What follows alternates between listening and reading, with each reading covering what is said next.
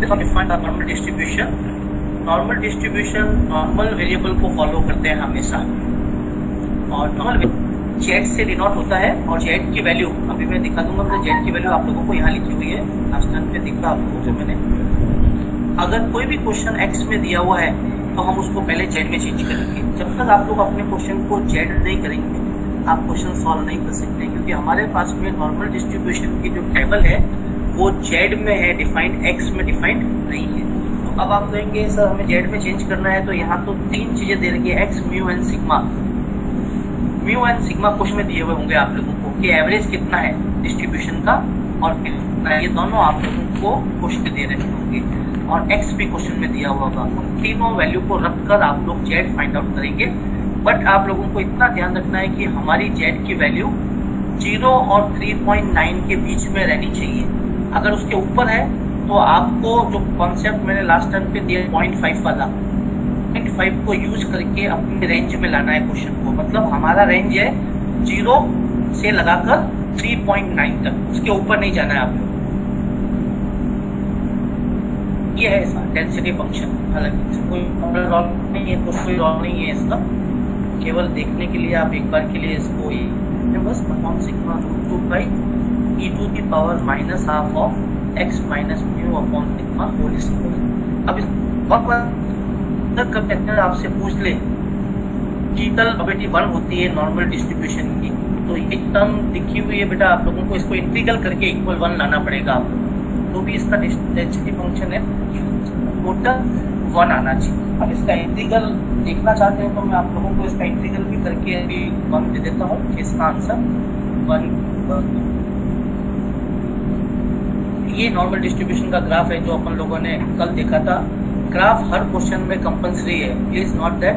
हर question के अंदर graph बनाना जरूरी है, और ग्राफ के अंदर इंडिकेट करेंगे आप लोग वो सेडेड रीजन, ये कौन सा एरिया लेना है, मतलब कहाँ तक का एरिया आप लोगों को लेना है, उसको सेडेड करना है आप लोगों को, पेंसिल या पेन जिससे भी आप लोगों को सेडेड करके बताना है।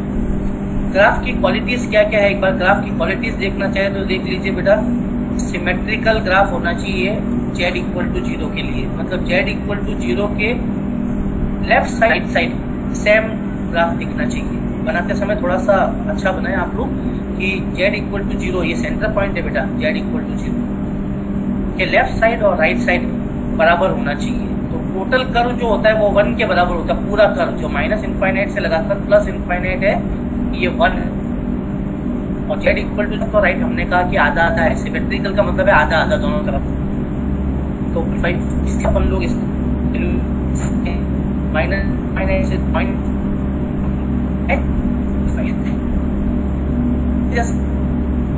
की वैल्यू fx डिक्रीज होता जाएगा।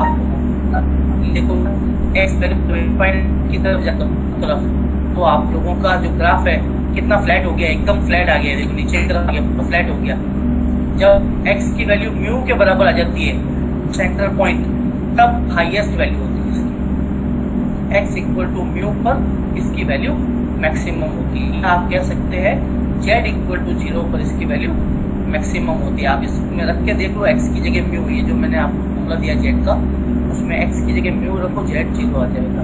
तो सेंटर पॉइंट पर हमेशा प्रोबेबिलिटी x होती है।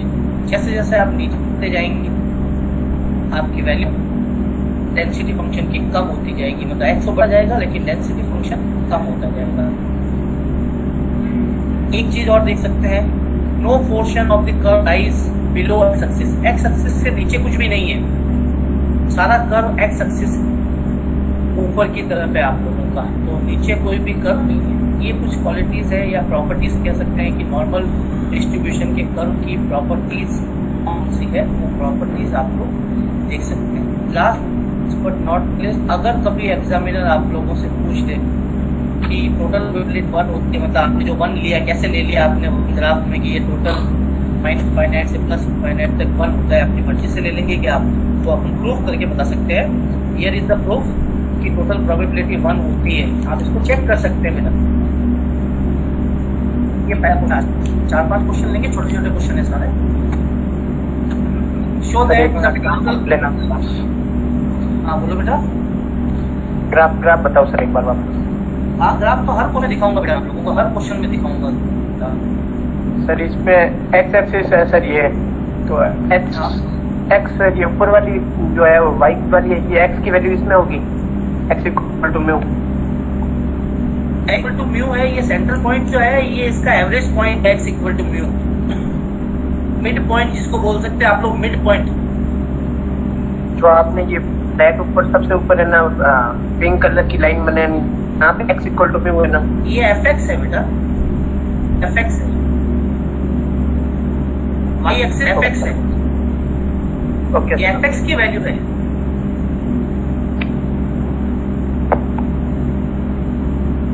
अब अपन इनको वन करके बताएंगे कि अगर हम इंटीग्रल करें इस फॉर्मूले से एफ एक्स को, अगर इंटीग्रल करें तो ये 1 के बराबर आता है। तो एफ एक्स की वैल्यू अभी दिखाई थी मैंने आप लोगों को, इसको तो आप लोगों को एक बार याद करना है ताकि आप लोगों को क्वेश्चन को सॉल्व करने के लिए, बाकी क्वेश्चन में इसकी रिक्वायरमेंट नहीं है, बाकी तो आप लोगों को टेबल से काम करना है सारा। सो पुट कर रहा हूँ बेटा, मैं लेफ्ट साइड ले रहा हूँ और इसको इक्वल 1 प्रो करेंगे अपन लोग। ये वैल्यू मैंने रख दी दोनों, देखो आप पूरी वैल्यू मैंने यहाँ पुट कर दी है। अब मैं इसको जेड में चेंज कर रहा हूँ सॉल्व करने के लिए, क्योंकि इसकी इंटीग्रल डिफिकल्ट है, आप डायरेक्ट नहीं कर सकते हैं, कोई भी फॉर्मूला नहीं है आप लोगों के पास में। सो मैं इसको इजी फॉर्म में आप लोगों को कन्वर्ट करके दे रहा हूँ। So let us assume x minus mu upon sigma is equal to z। Differentiate करो बेटा तो dx मिलेगा आपको, यहाँ से x का डेरिवेटिव dx, सिग्मा को क्रॉस मल्टीप्लाई कर दो z के साथ में। So dx is equal to sigma dz। Limit में कोई भी फर्क नहीं आएगा, आप लिमिट कर सकते हैं। अगर x की वैल्यू माइनस इनफाइनाइट रखता हूँ तो z माइनस इनफाइनाइट आएगा, क्योंकि इनफाइनाइट में कुछ भी जोड़ो घटाओ कोई फर्क नहीं पड़ता है। प्लस इनफाइनाइट रखेंगे तो भी z की वैल्यू इनफाइनाइट आएगी, दैट मीन्स लिमिट में कोई चेंज नहीं हुआ। अब मैं वैल्यू रख रहा हूँ बेटा, एक तो dx की और एक हमने किसको z माना है, x minus mu upon sigma, इसको हमने z माना है। ये दोनों वैल्यू ऊपर पुट कर रहा हूँ मैं, आप लोग इसको एक बार देखें कैलकुलेशन। नाउ वी गेट, ये तो कॉमन पार्ट था हमारा। अब मैंने वैल्यू रखी है बेटा e टू दी पावर में माइनस, तो मैंने z माना था इसलिए ये z स्क्वायर हो जाएगा, z स्क्वायर और dx की वैल्यू सिग्मा dz। सिग्मा से सिग्मा काट दो। Now the rim thing is, अब आपको एक चीज और दिखाई दे रही है बेटा, e की पावर के ऊपर जो z लगा हुआ है उसके ऊपर पावर देखो बेटा कितनी है। अगर इवन पावर है 2 4 6 तो z स्क्वायर वो पावर है, मतलब इवन फंक्शन है। इवन फंक्शन अगर हो तो आप अपनी लिमिट को, जैसे माइनस a टू a होता है तो उसको अपन 2 टाइम्स 0 टू a कर देते हैं। आप लोगों ने ये पढ़ा है 12th के अंदर, माइनस a टू a सबने पढ़ा है। ये minus a to a F X D X, इसको अपन कर सकते हैं 2 टाइम्स। यस सर, ये पढ़ा है सबने, डेफिनेट इंटीग्रल की प्रॉपर्टी है।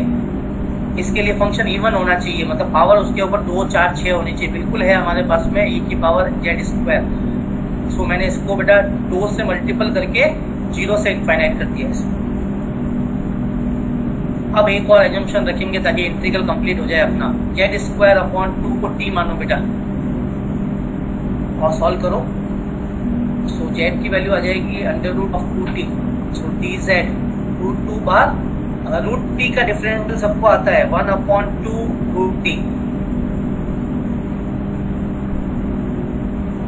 t की पावर हाफ का डेरिवेटिव आधा आगे आ जाएगा, आधी एक पावर कम हो जाएगी बेटा। t की पावर हाफ का इंटीग्रल आता है, डिफरेंशियल आता है ना।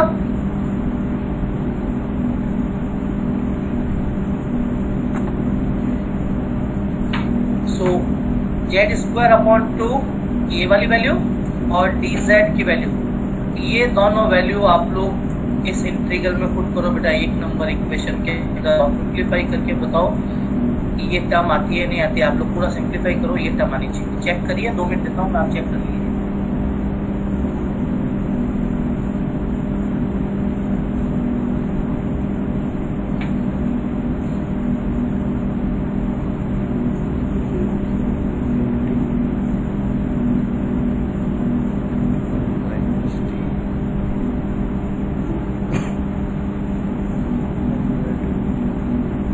जो कैंसिल आउट हो रहा है वो कैंसिल आउट कर दो। जैसे अंडर रूट 2 से अंडर रूट 2 कट रहा है बेटा, 2 से 2 कट रहा है, दोनों को काट दो। Now the remaining value is T to the power minus T and T to the power minus half, उसको मैंने रीसेट किया है आप लोगों के लिए T to the power half minus one. और फर्स्ट ईयर अगर आपने ढंग से पढ़ा है या किसी ने ढंग से फॉर्मूला दिया है तो फॉर्मूला बिठाइए, कंपेयर करो दोनों को, इसको इस फॉर्मूले से कंपेयर करिए, एन की वैल्यू मिल जाएगी आपको, गामा एन। ये नहीं बेटा एन की वैल्यू, गामा हाफ, और गामा हाफ की स्टैंडर्ड वैल्यू होती है pi cancel out. This how we can prove total probability formal distribution is always 1। ठीक है, अपने ग्राफ को 1 लिया है, ग्राफ को 1।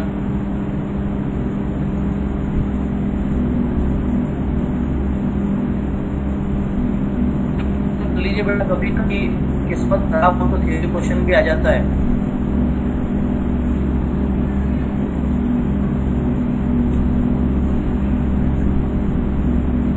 किसी जगह कुछ पूछना हो तो पूछ सकते हैं, तो किसी भी जगह कोई ट्रिगर वगैरह कुछ भी पूछ सकते हैं।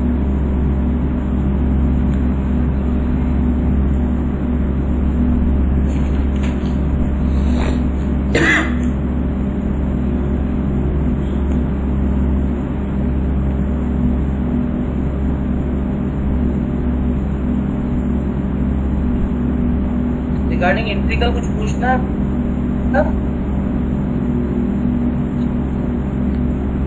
No sir. ठीक है, टेबल वाले क्वेश्चन स्टार्ट करते हैं ताकि थोड़ा इजी फील होगा आप लोगों को। टेबल बिजी है तो टेबल वाले क्वेश्चन लेते हैं, और टेबल देखना भी एक बार वापस दिखा दूंगा अभी आप लोगों को क्वेश्चन के अंदर। बस ये ध्यान रखना, डेसिमल के पहले 1 डिजिट होनी चाहिए और डेसिमल के बाद में 2 डिजिट होनी चाहिए। चाहे बोले 0.6 भी हो तो भी 0.60 लिखेंगे उसको। टोटल 3 डिजिट होनी चाहिए, डेसिमल से पहले 1, डेसिमल बाद में 2। ये आपको सेट करना है।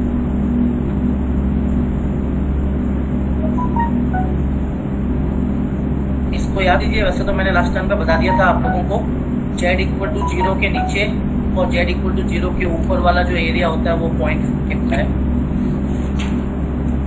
ये लास्ट टाइम पे अपन ने ले लिया था स्टैंडर्ड। अगर नेगेटिव वैल्यू आ जाए, क्योंकि हमारी टेबल तो प्लस में है, अगर कभी नेगेटिव वैल्यू आ जाए तो आप उसको पॉजिटिव में चेंज कर सकते हैं, क्योंकि लेफ्ट साइड में जितना कर्व है उतना ही राइट साइड में है।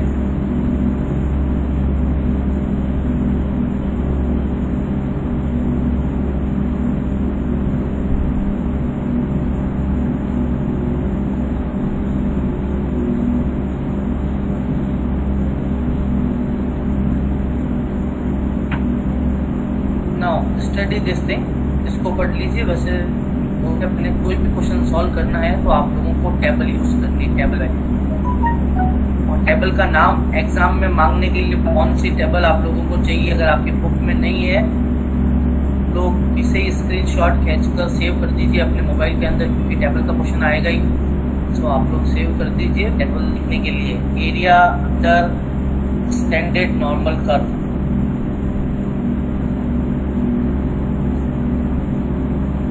और अगर क्वेश्चन नंबर में क्वेश्चन तो फिर वो आपको वैल्यू दे देगा, आप लोग वहां से फॉलो कर सकते हैं value.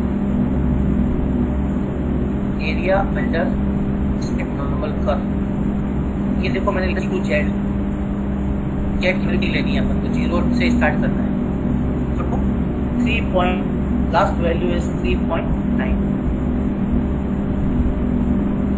Okay, read the table, ये भी मैंने यहाँ बताया। फिर क्वेश्चन लेंगे ताकि एक बार टेबल का काम सारा हो, how to read the table.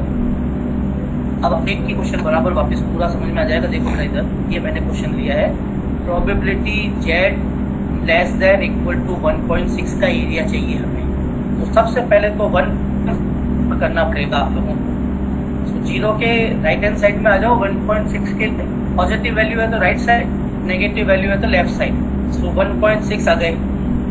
6 आते ही एक बैरियर खींच लो, यहाँ पर लाइन खींच लीजिए 1.6 की लाइन।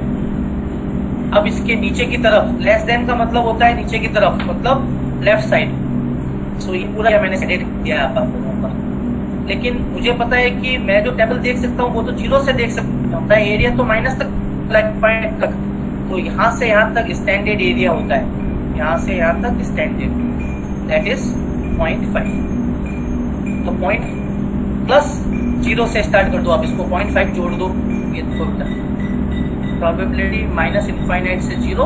अब बाकी मैंने 0 से स्टार्ट कर दिया, फिर 0 से 1.6, तो 0.5 को फिक्स कर दो। अब 1.6 पे देखना है मुझे, लेकिन 1.6 को लिखने का तरीका देखो आप इधर, ये देखो मैंने 3 डिजिट लिखी इधर 1.60। अब मैं टेबल देखूंगा तो पहली 2 डिजिट को क्लब करना है बेटा आप लोगों को, फर्स्ट 2 को क्लब करो। 1.6 इसका कितने पे देखना है, 0 पर, 1.6 का 0 पर। अब आप टेबल देखेंगे 1.6 का 0 पर, आंसर याद कर लो अभी, देखो ये आएगा कि आंसर 0.4452 आएगा 1.6 का 0 पे। लुक एट द टेबल 1.6 बेटा, ये रहा जेड की पहली वैल्यू, जेड होती है। अब 1 हियर इज द 1.6, कितने पे देखना है, ये ऊपर लिखा हुआ बेटा नंबर, 0 पे देखना है, 1 पे देखना है, ऊपर देखो आप लोग 2 पे देखना है, 9 तक देख सकते हैं, 1.6 का 9 पर देख सकते हैं, फिर 1.7 आ जाएगा, तो 1.7 आएगा तो और नीचे जाएंगे फिर। तो 1.6 का 0 पे देख के बताओ आप लोग, 1.6 का 0 पे 0.4452। बस यही मैंने लिखा था आंसर के अंदर, अभी आपको दिखाया था मैंने, ऊपर वापस दिखा देता हूँ 0.4452। और ये आपका आंसर, जिसको टेबल देखना आता है, ग्राफ बनाना आता है, 5 मिनट भी नहीं लगेंगे क्वेश्चन में, 2 से 3 मिनट लगेंगे।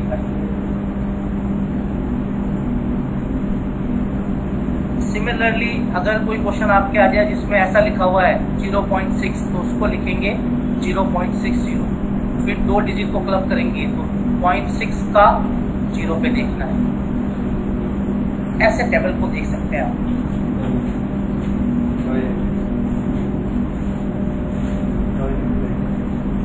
टेबल में बार बार नहीं दिखाऊंगा आपको, एक बार मैंने टेबल देखना सिखा दिया है। अगर कोई टेबल में कुछ पूछना है, कोई वैल्यू देखने के लिए, तो आप बोल दो, फिर मैं डायरेक्ट क्वेश्चन में आंसर लिख दूंगा। टेबल मैंने देख के सब आंसर सेट कर दिए पहले ही। अगर मतलब 1.64 दिया में तो 1.6 का 4 पे देखना पड़ेगा। तो सही है बेटा, 1.6 का 4 पर, तो ये 4 ये रहा बेटा, ये रहा 4, इसके नीचे आ जाओ, 1.6 तक आ जाओ, कहाँ तक है 1.6, ये रहा, तो इसका आंसर ये रहा बेटा 0.4495। ओके सर, तो ये टेबल क्लासरूम में पोस्ट हो जाएगी, इसको डाउनलोड करके आप अपने मोबाइल में स्क्रीनशॉट लेके इसको सेव कर देना। अब मैं आंसर डायरेक्टली लिखूंगा, जो भी आएगा वो नंबर मैं आपको वहाँ पे लिख दूंगा, आप इसको क्रॉस चेक कर लेना, शाम के समय जब भी समय मिले आपको, आप चेक कर लेना। क्वेश्चन का फॉर्म देखिए आप, तो सिर्फ क्वेश्चन कैसा आएगा, look at the first question, और सिंपल क्वेश्चन आएंगे। Evaluate the probability at mu equal to 10 sigma equal to 5, जो मैंने बोला था, और ये रही बेटा एक्स की वैल्यू 15। लेस देन आएगी या ग्रेटर देन आएगी, आपको इक्वल मान के जेड की वैल्यू निकालनी है। लेस देन और ग्रेटर देन हम एरिया में ले लेंगे, ग्राफ के अंदर नीचे का और ऊपर का ले लेंगे। तो आपको जो भी वैल्यू एक्स की दे रखी है उसको इक्वल मान के सॉल्व करना है बेटा। उसको 15 पे सॉल्व करना है अपन को। फर्स्ट पार्ट 15 पर, सेकंड पार्ट 15 पर, ग्रेटर देन वाला, एक बार लेस देन एक बार ग्रेटर देन, और फिर तीसरा पार्ट में है 10 और 15 के बीच का एरिया। सॉल्व कर रहा हूँ मैं, कोई स्टेप में दिक्कत आया तो आप कभी भी बोल दें। म्यू 10 सिग्मा 5, एक्स की वैल्यू 15, ये रहा बेटा जेड में कन्वर्ट करने का formula, x minus mu upon sigma, 15 minus 10 upon 5, 1। तो अब आपका क्वेश्चन जेड में चेंज हो गया बेटा, देखो इधर, probability x less than 15 is equal to probability z less than 1 के नीचे का एरिया। तो z इक्वल टू 1 प्लॉट करो पहले, ये मैंने यहाँ लिया अंदाज से ही लेना बेटा। तो z इक्वल टू 1, एक लाइन खींच के बाउंड्री बना दो कि कहाँ तक जाना है, यहाँ तक। इसके नीचे का एरिया मतलब लेफ्ट साइड जाओ, ये मैंने सेटेड कर दिया है। अब अभी जो अपन ने किया था माइनस इनफाइनाइट तक जा रहा है, वहां तक तो मैं जा नहीं सकता हूँ क्योंकि टेबल नहीं है। सो यहाँ से स्टैंडर्ड कहाँ तक है वहां तक ले लो पहले, स्टैंडर्ड यहाँ तक, 0.5 तो प्लस कर दो इसमें, फिर 0 से स्टार्ट कर दो आप, 0 से 1, ये देखो बेटा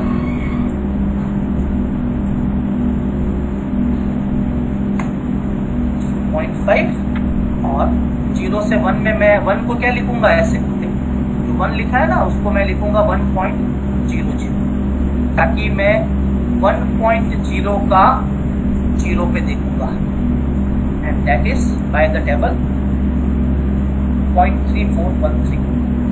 this is the answer.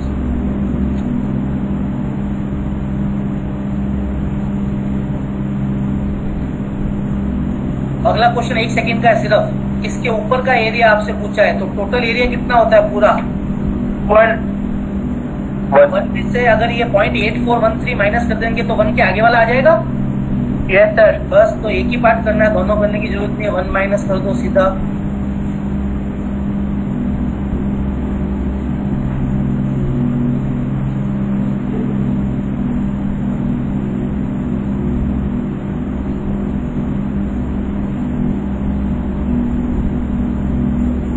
Third question के अंदर, थर्ड पार्ट, उसके अंदर x की 2 वैल्यू लेनी है बेटा, 10 और 15 दोनों लेनी है. 15 तो ले चुके हैं अपन अभी, 15 पर तो z कितना है आपके पास में है, ये रहा 1.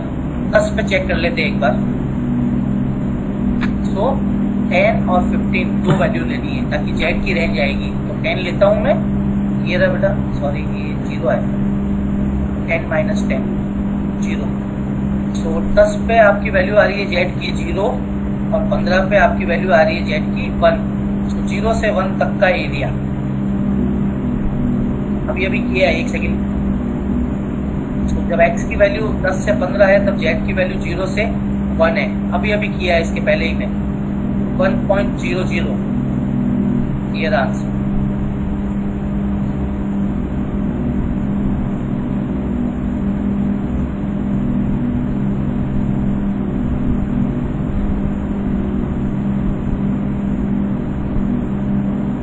क्लियर है?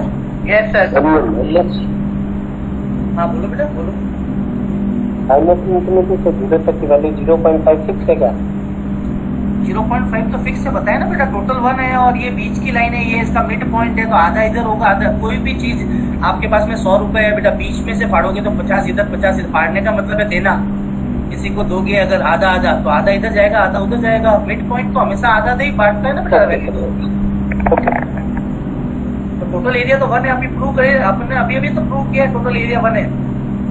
ओके. Now question number 2. इस बार आपकी मेहनत को मैंने कम कर दिया है, डायरेक्ट मैंने जेड में ही दिया है आपको क्वेश्चन. सिर्फ ग्राफ देखना है, टेबल देखनी है बस. अब आप तो सिर्फ एरिया समझो कि एरिया लिया है वो सही लिया कि नहीं लिया, वो देखो आप. सिर्फ 1.26 के नीचे वाला एरिया बेटा लेस देन है. 1.26 के नीचे वाला आप खुद एक बार क्वेश्चन सॉल्व करो.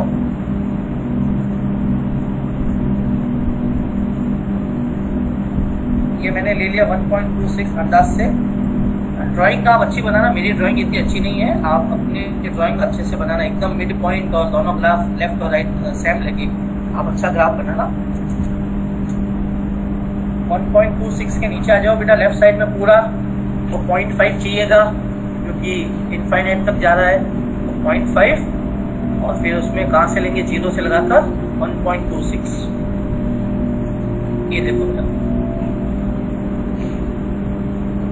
अब आपको टेबल देखनी है 1.2 का 6 पर.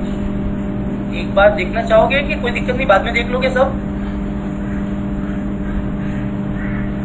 देख लेंगे सर बाद में. 1.2 का 6 पर मैंने देख रखा है, सारा वैल्यू मैंने देख रखा है.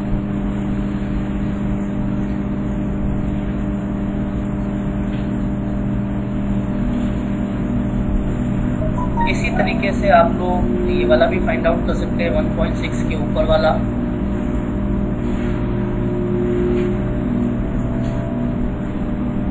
इसमें आपको ढंग से काम करना है. 1.36 के ऊपर वाले के लिए पहला आधा एरिया ले लो आप लोग, पूरा यहाँ तक ले लो आधा, दैट इज 0.5. उसमें से ये वाला घटाना है जो 0 की तरफ जा रहा है. स्टार्टिंग लिमिट 0 होनी चाहिए, 0 तक ले जाना है आपको. तो कंप्लीट तो हम जानते हैं 0 से इनफाइनाइट 0.5 होता है. पूरा ले लिया पहले अपन ने एरिया, उसमें से जो सेडेड नहीं है वो घटा दो. 0 से इनफाइनाइट 0.5 माइनस 0 से 1.6, तो 0.5 में से 1.6 का 0 पर अभी अभी देखा था थोड़ी देर पहले।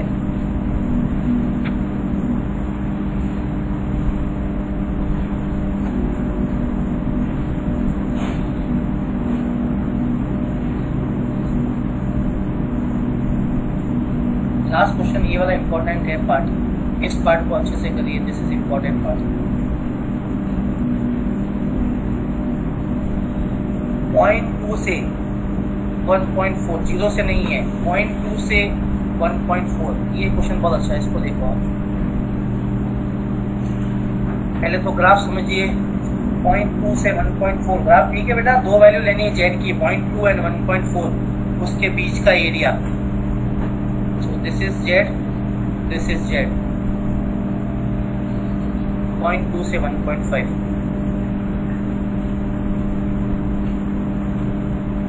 अब मैंने जो लिखा है उसको जितने लोग समझ पाए उसमें से देख के बताओ, देखो आप। Yes sir. पहले मैं 0 से 1.4 तक चले जाऊंगा पूरा, और फिर उसमें से ये विदाउट सेटेड वाला अगर हटाते तो हमारा बन जाएगा। तो हम 0 से 1.4 ले लेते हैं, फिर माइनस कर देते हैं 0 से 0.2, तो दोनों रेंज स्टार्ट हो गई आपकी 0 से। ये रेंज स्टार्ट होगी तो ही टेबल देख सकते हैं आप लोग, स्टार्टिंग रेंज का ध्यान रखना।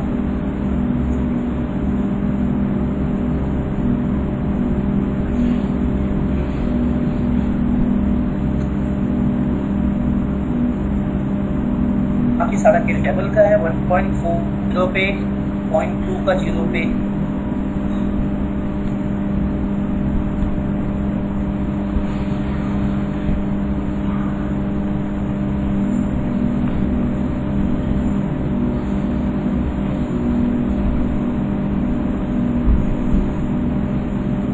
ये आप कर लेंगे, इसको मैं आपके लिए छोड़ देता हूँ बेटा। एक्स की वैल्यू पे अभी करवाया था ना मैंने, पहला क्वेश्चन सेम है बिल्कुल, 15 की जगह 20 दिया हुआ, बस कर सकते हैं ना। Yes sir.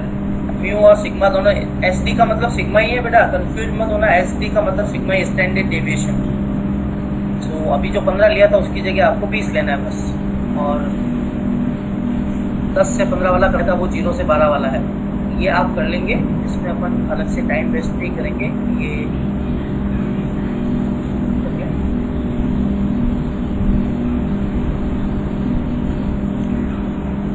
ऐसे क्वेश्चन आते हैं एग्जाम के अंदर, है ये 2 मिनट का क्वेश्चन है, केवल आपको डराने के लिए 6 लाइन का क्वेश्चन दिख रहा है आपको, है सीधा 2 मिनट का क्वेश्चन। क्वेश्चन पढ़िए एक बार।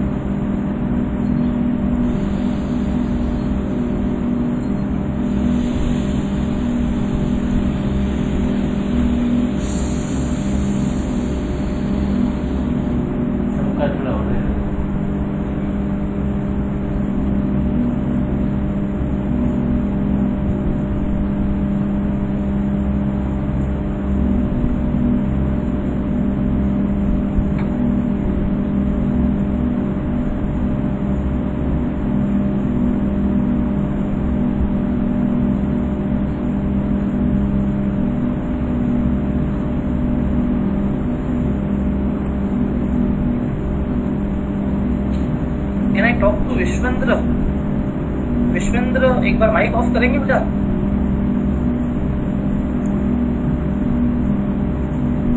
विश्वेंद्र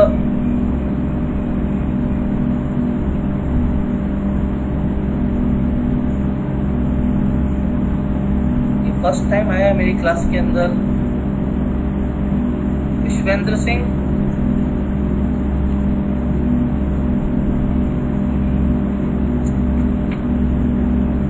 आज भी क्यों आया बेटा? खाली प्लग ही जोड़ना है तो फिर क्यों आया आज? प्लग जोड़ने से केवल अटेंडेंस मिल जाएगी बेटे। मैं अभी भी आप लोगों को एक ही चीज़ कह रहा हूँ कि प्लग जोड़ने से केवल अटेंडेंस मिल जाएगी, एग्ज़ाम को परफॉर्म करना ही पड़ेगा। ओके, 2000 स्टूडेंट है अपने पास में, उनके ऊपर नॉर्मल डिस्ट्रीब्यूशन अप्लाई किया हुआ है। एवरेज मार्क्स वो कह रहे हैं कि 50 आते हैं बच्चों के, एवरेज मार्क्स 50%, और standard deviation 5।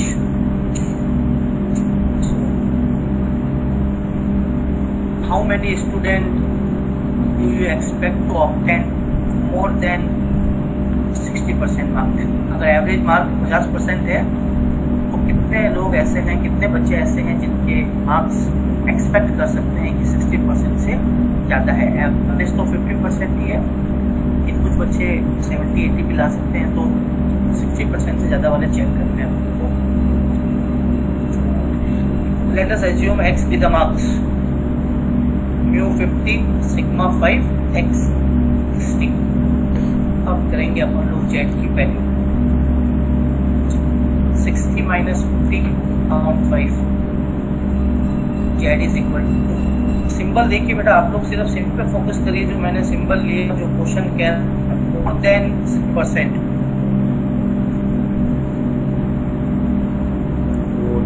so x greater than 60 और z ग्रेटर देन 2। कर सकते हैं एक बार तो रफ में ग्राफ बना दीजिए, टेबल मैं दिखा दूंगा अभी आपको। ग्राफ बनाए z ग्रेटर देन 2 के लिए।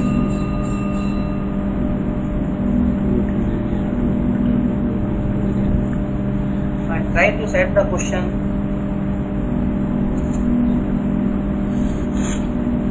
तो 2 से ऊपर वाला एरिया चाहिए बेटा अपन को। 2 पर मार्किंग करो पहले, 2 पर। सपोज ये आपकी मार्किंग हो गई z इक्वल टू 2 के लिए।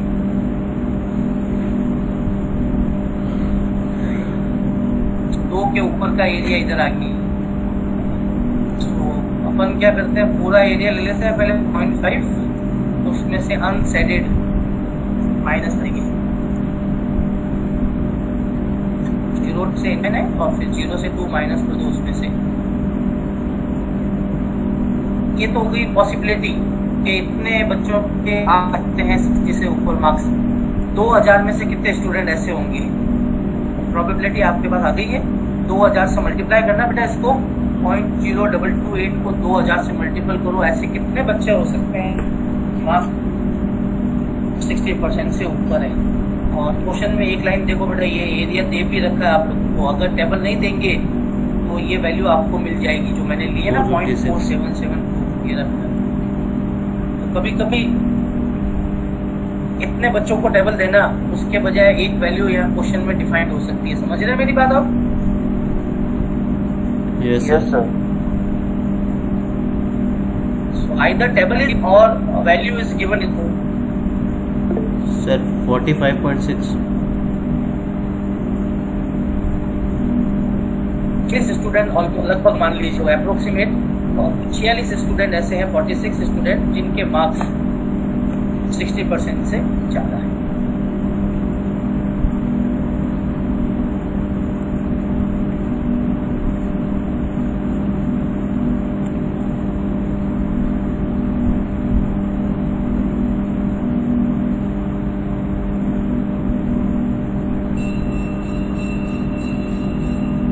एक क्वेश्चन और देता हूँ मैं आपको, अगर आप लोग ट्राई करें पूरा क्वेश्चन, टेबल में मेरे से वैल्यू मांग लेना कितनी चाहिए आपको, कहाँ तक चाहिए, वो आप लोग मेरे से मांग लेना। एक क्वेश्चन करके दिखाएं तब तो बेटा मजा है सारा काम करने का। एक बार एक क्वेश्चन आप दिखाएं। लास्ट क्वेश्चन है, 10 मिनट देता हूँ मैं आपको, इस क्वेश्चन को करो। बहुत अच्छा क्वेश्चन है। This is the combination of normal distribution and last में बाइनोमियल भी लगाना है बेटा आप लोगों को।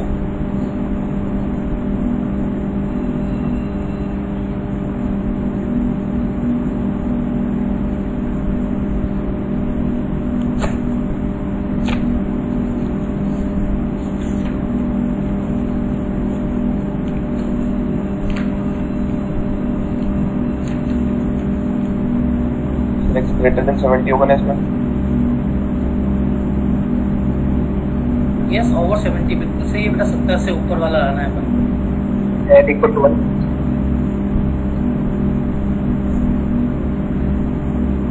मीन 65 है, सिग्मा 5 दे रखा है, और 70 से ऊपर तो 70 माइनस 65, 5 बटा 5 1 सही है। 1 से ऊपर वाला एरिया z इक्वल टू 1 से ज़्यादा वाला। सर 1.0 की 0 पे वैल्यू क्या है? अभी देख लेते हैं बेटा, मैं इनको बाकी लोगों को आंसर नहीं दिखाता हूँ, आपको सिर्फ वैल्यू दिखा देता हूँ। 1.0 की 0 पे वैल्यू।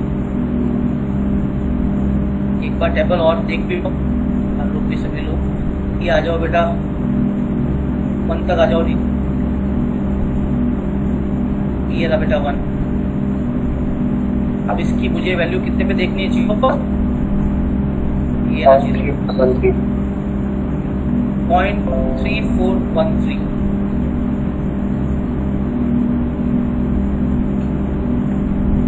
ग्रेटर देन 1 था तो आपने 0.5 में से माइनस नहीं किया क्या बेटा? आपने कर्व सही नहीं बनाया इसका मतलब?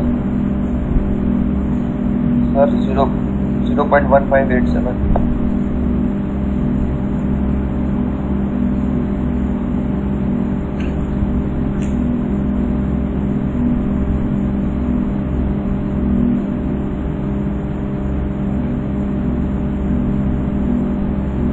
एक मिनट बाद मैं आंसर शो करता हूँ ताकि बाकी लोग भी ट्राई करेंगे एक बार के लिए।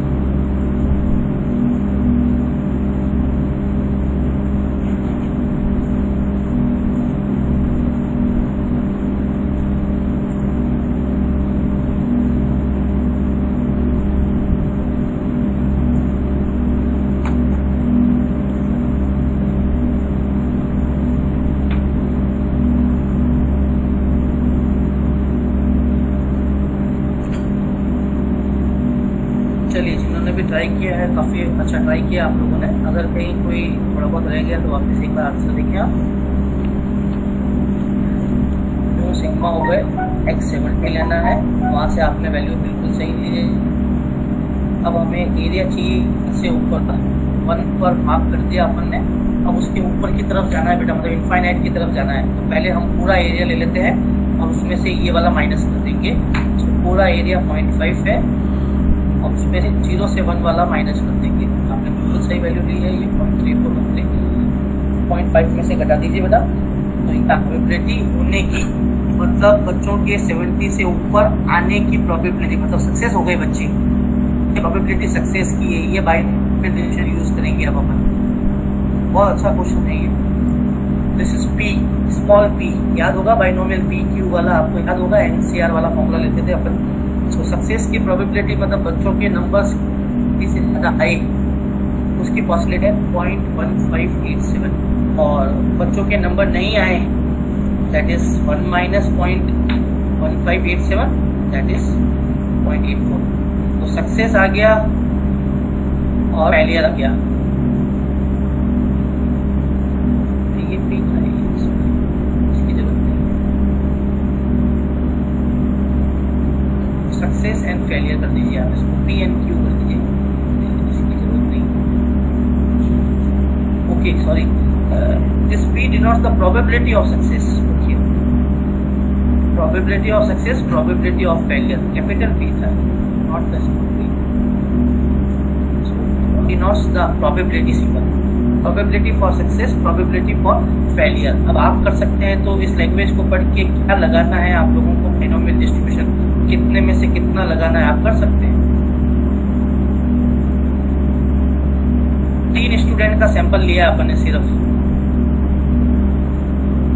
Then what is the probability that x2 of them have the marks 70%। 3 में से 2 सक्सेस होंगे, उसकी क्या प्रोबेबिलिटी है? एक बच्चे ने आंसर भेजा तो है, मैं भी चेक कर लेता हूँ। 45.6 कैसे भेजा? क्या नाम है? मयंक। Yes sir. 45.6 कौन से क्वेश्चन अच्छा पिछला का भेजा था आपने? हाँ सर, उसका आंसर है सर 46 आएगा अप्रोक्सीमेट, जिसका याद आ गया मुझे, पिछले क्वेश्चन का था। क्वेश्चन का 3 में से 2 बच्चों के नंबर 70 से ऊपर आएंगे, उसकी क्या पॉसिबिलिटी है? तो एनसीआर लगा दो बेटा, 2 सक्सेस नए 3 में से।